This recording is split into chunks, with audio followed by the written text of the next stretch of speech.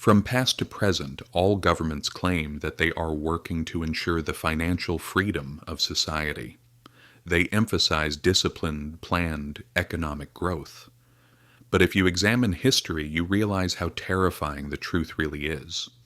Those in power have resorted to hidden methods behind the scenes to strengthen their own financial positions while keeping the lower classes poor. These tricks have existed not for years, but for centuries. Colors, names, and packaging change. But the goal never does: to transfer the treasury to the upper class and make the majority of society dependent on the government. It would be impossible not to mention the government's most well-known and oldest toy: inflation. If the revenue an authority collects through taxes is less than its total expenditures, there are two paths it can take. The first is politically risky because it involves taking more taxes directly from citizens to close the gap. The second path is to quietly reduce the value of the currency. This means lowering the value of every banknote and coin in circulation. This method was also used in ancient Rome. By the 3rd century after the birth of Christ, the emperor, exhausted by military expenses, reduced the silver content of the era's silver coin, the denarius. Initially made of nearly pure silver, the denarius secretly began to lose its silver content and eventually turned into copper coated with silver. The empire made no sound, but the people who held denarii suffered deeply. Inflation soared, stored money vanished, and living standards hit rock bottom. This was essentially the second method: an unofficial, hidden tax. When we come to the present day, these hidden taxes are no longer managed by empires, but by the central banks of modern states. When we arrived in the Middle Ages, the rules became harsher. There were optionless mandatory loans. The kingdoms of France, England, and Spain kept relatively wealthy guilds and merchants tied to debt, and these debts were compulsory. It was almost like a mandatory income tax. If the demanded loan was not accepted, it turned into far heavier financial penalties. If payments could not be made on time, they had to be repaid with interest. If they were not paid at all, entire fortunes were confiscated. Kings chose to subject the public to massive taxes under the name of patriotism, and this method continued for centuries without major disruption. The period when the financial system fully began to resemble a game emerged in the 17th century. In 1694, Great Britain did not create the Bank of England for pleasure. Of course, there was a major reason behind it. England was going to war with France, and enormous funding was required for the expected military expenses. Leading investors in society offered to purchase government bonds, and in return the government guaranteed interest payments funded by taxes collected from the public. At first glance, it seems reasonable to think this was a positive agreement for both sides. But the first question that comes to mind is who paid those taxes? Once again, it was the lower classes of society. The state borrowed from the wealthy and provided them with protected interest. Those interest payments were funded by extracting even more taxes from people who already had little. Britain was effectively transferring money from the poor to the rich through taxation. This method turned into a permanent system that has survived to this day. Perhaps by then, the safest investment in the world had become lending money to the state, and this debt, of course, is secured by taxes taken from the public. When we look around the modern world today, financial tricks exist in every sector. Look at budget deficits. Governments consider accumulating debt a duty and issue bonds purchased by investors, banks, and even foreign powers. Today, politicians try to sugarcoat this situation. But the largest slice of the pie goes to defense companies, followed by corporate subsidies and bailout packages. When the time comes to reclaim those slices, when repayment is due, governments, just like the monarchies of the 17th century, raise taxes instead of cutting spending at the top, and they present this as justified. The game is played exactly like this. Debt is portrayed as being taken for the benefit of the public, but when things go wrong, the gains are handed to bondholders. And then came the bailouts. In the 2008 financial crisis, banks took reckless risks and turned the global economy upside down by giving home loans to people with insufficient income. Once again, the cost was paid by ordinary taxed citizens. Guess who the winners were? Of course, the banks.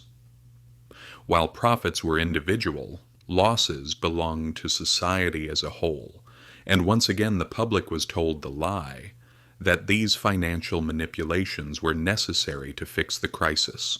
When it comes to pensions, governments distribute funds quickly. For a long time, people in the United States, the United Kingdom, and across Europe have been making payments through state-managed systems, believing that they will be able to access this money when retirement comes. In reality, the situation is exactly the opposite. Governments take money from one group and immediately transfer it to another. For example, when a bill comes due, it will be paid by future taxpayers. The name of this system is a Ponzi scheme. In other words, a form of fraud in which payments to early participants are made with the money of those who join later. This system continues until the population ages and becomes unsustainable. When the system breaks down, the government decides to implement reforms. These reforms usually involve raising the retirement age or eroding payments through inflation. Look closely at the pattern. At every step, the deception is based on perception. Governments call inflation growth, forced loans national duty, or investment, bailouts, stability, and raising the retirement age reform. Naivety is the government's friend. It tries to present the situation as if everything is fine. All these wealth transfers have worked from past to present because perception games are applied, and they usually succeed, since a large part of society does not know financial history and does not even bother to care. Even when it is noticed, it is often already too late. Just as with pensions, governments like to act quickly and tax silently in many areas. Instead of announcing income tax increases, they quietly raise taxes elsewhere. Sales taxes, fuel taxes, and most of all, inflation. While wages increase, prices outside rise at twice the speed, and the gap reduces living standards. This is one of the clearest examples of hidden taxation. Governments and inflation are, in a way, friends. Inflation helps governments reduce their debts in difficult times, but it damages citizens' purchasing power. Those who rejoice over higher wages are often unaware that they are earning less in real terms. Even if there is more paper money, the real income is lower. The simplest understanding of wealth is not based on income, but on expenses. If your expenses are rising, it means you are one step closer to poverty. The system itself pushes you toward poverty. At the point where the system leads to poverty, regulatory capture comes into play. On the surface, this system exists to protect society and citizens, protecting consumers financially and in terms of safety. But if you ask what this protection really looks like, I'll explain it with the simplest example.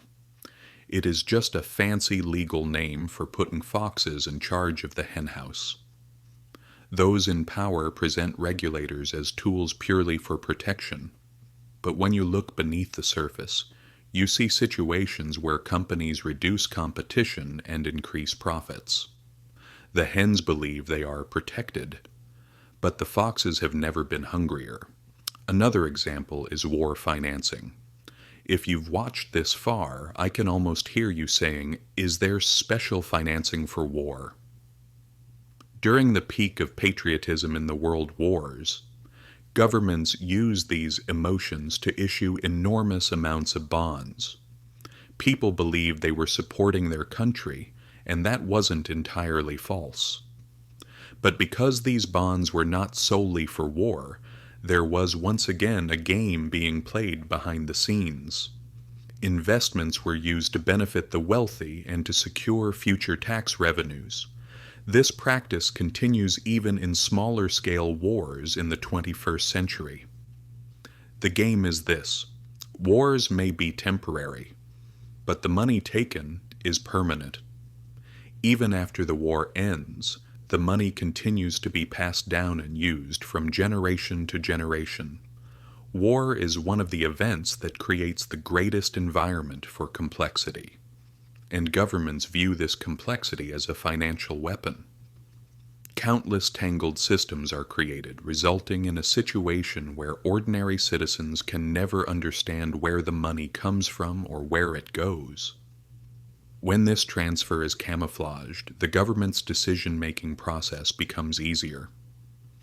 The trick is always the same. Why does this chaos matter so much now? Because in the 21st century, these tricks have reached unimaginable levels.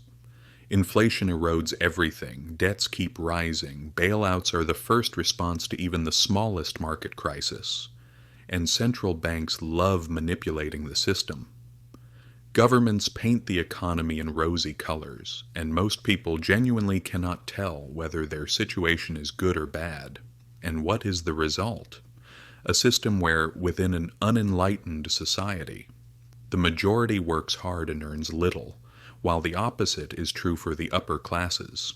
The lesson that must be drawn from history is not merely the existence of these financial tricks, but recognizing where history repeats itself. Yes, history may not repeat exactly, but the events are almost identical. At least the condition of society is. It is always the public that suffers. It was so in Rome, and it is still so today. Different times, different people, the same system and the same pain. The greatest painful truth is ignorance. A person who does not know their past cannot look to the future. No government is angelic, and what it promised does not have to match what is delivered. A society that believes everything a government says will never be enlightened. Governments are even willing to lower education levels just to prevent enlightenment. While governments view chaos as a financial weapon, the greatest resistance of the public is knowing finance and economic history. When these are known, the public will finally hold a weapon greater than the government itself. Let's come to the lessons to be learned. First, stay alert. Do not believe everything you are told. Do not forget to ask questions. Inflation does not rise by accident. It is a tool, a policy of the government. Second, when money loses value, hold assets such as property, goods, or gold that will not lose value. Third, do not become a slave to the system. When the government tells you the wheel is turning smoothly, check the bolts of that wheel. They may be loose. Do this not only for yourself, but for everyone in society who is riding in the same vehicle with you. History does not repeat itself, but if you choose to be against history instead of being on the side of history, history will crush you. The only things that change are time, location, and people. If this video has created a historical awareness as well as the financial choices of governments, do not forget to subscribe for more. History has the answers. Look at history and it will show you where to look.